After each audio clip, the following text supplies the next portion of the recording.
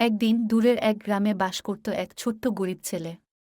সৎ আর নির্ভীক ছিল সে। সে প্রতিদিন জঙ্গলে গিয়ে ফল সংগ্রহ করত তার পরিবারকে সাহায্য করার জন্য। একদিন ছেলেটি জঙ্গলে ঢুকে বলল, এত সুন্দর জঙ্গল, আশা করি কিছু ভালো ফল পাব। জঙ্গলের গভীরে ঢুকে সে এক বৃদ্ধ মানুষের দেখা পেল। বৃদ্ধটি দুর্বল ও ক্লান্ত দেখাচ্ছিল। বৃদ্ধ বলল, তুমি কি আমাকে সাহায্য করতে পারবে ছেলে? আমি খুবই ক্ষুধার্ত।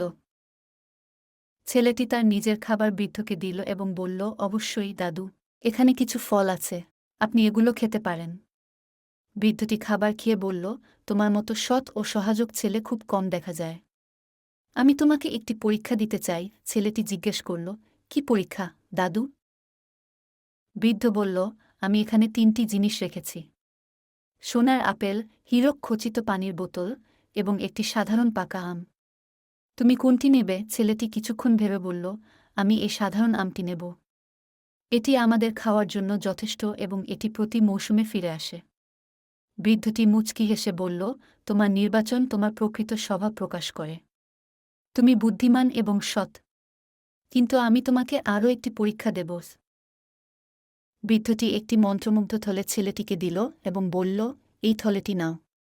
তুমি যদি সৎ থাকো তবে এটি তোমার প্রয়োজনীয় জিনিস দিয়ে পূর্ণ হবে, কিন্তু যদি তুমি অসৎ হও এটি খালি থাকবে।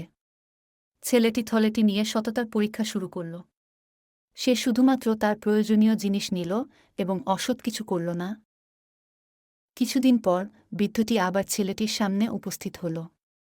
সে বলল, তোমার সততা প্রমাণিত হয়েছে, এখন তুমি তোমার পুরস্কার পাবে। ছেলেটি বিস্মিত হয়ে জিজ্ঞেস করল, দাদু আপনি কে? বৃদ্ধটি মুচকি হেসে বলল, আমি আসলে এই জঙ্গলের প্রভু। এই জঙ্গলের সব সম্পদ তোমার এবং তোমার গ্রামের জন্য। ছেলেটি আনন্দিত হয়ে বলল, ধন্যবাদ। আমি প্রতিশ্রুতি দিচ্ছি, আমি সবসময় সৎ থাকব এবং অন্যদের সাহায্য করব।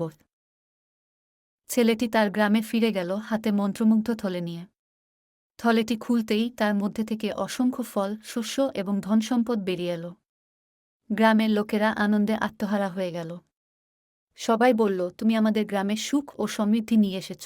ছেলেটি বিনম্রভাবে বলল, এটি সততার জাদু। আসুন এই সম্পদ সবাই মিলে ভাগ করে নিই।